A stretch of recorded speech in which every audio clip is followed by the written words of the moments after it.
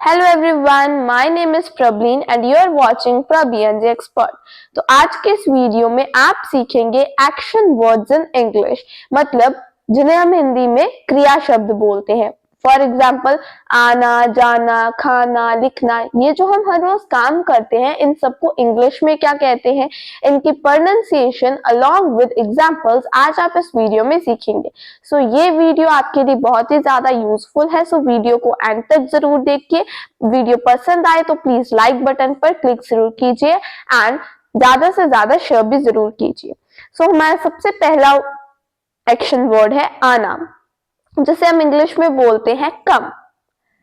Come come and enjoy the party. आओ और party enjoy करो।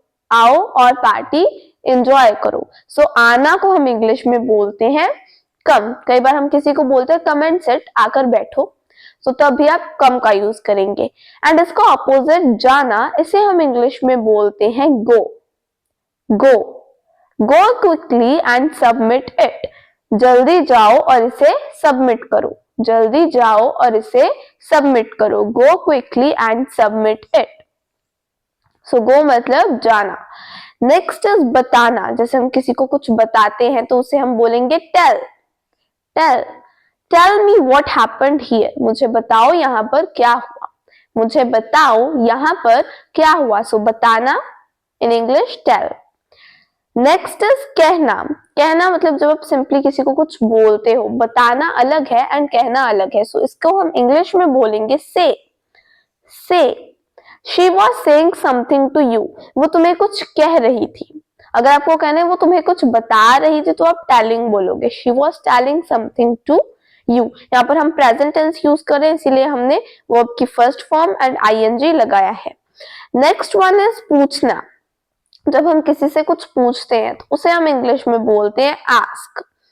Ask for example, ask me, मुझसे पूछो। आस्क मी अबाउट दिस, इसके बारे में मुझसे पूछो, या उससे पूछो। आस्क हर या him.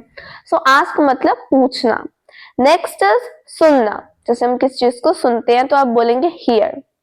Did you here about what she said. क्या तुमने सुना उसने क्या कहा।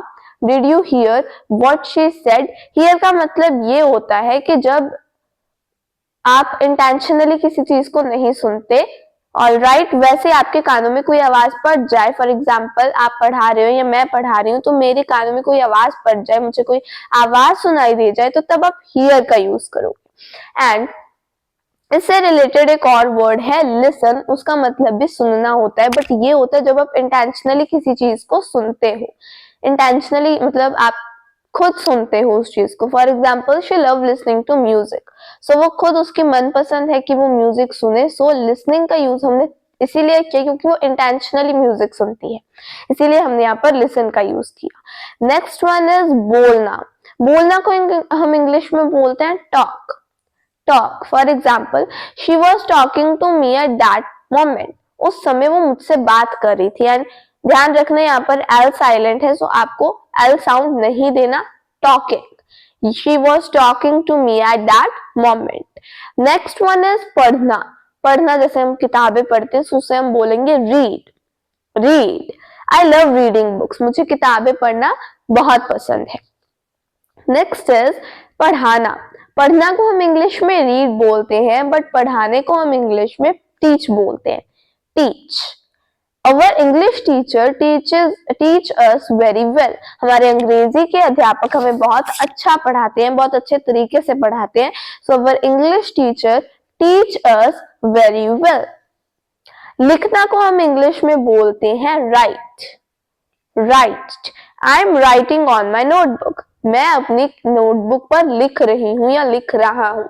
मैं अपनी किताब पर लिख रहा हूँ, सो उसे आप कहेंगे I am writing on my notebook. So write means लिखना। नेक्स्ट वन इज खोलना।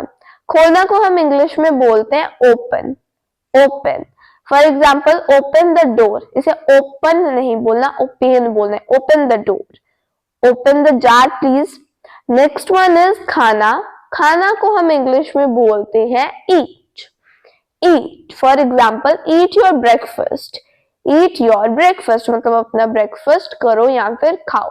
ईट your breakfast before going to the office, breakfast करो ऑफिस जाने से पहले।